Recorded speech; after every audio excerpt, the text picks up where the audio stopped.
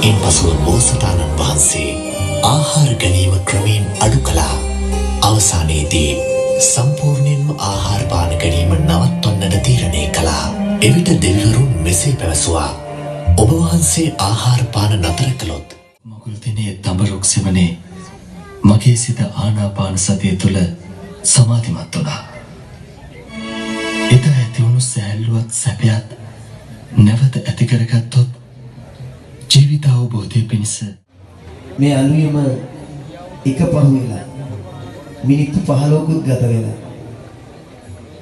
මේ ආදර බර දයාවන්ත මිනිස්සු මේ බලන් ඉන්නේ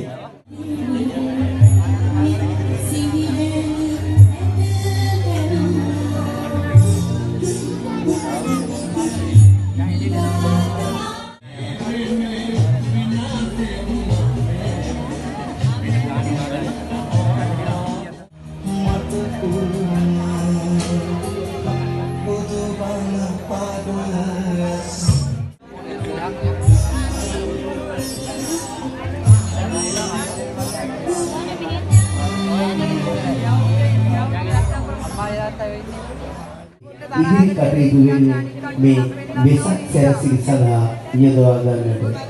ඉතින්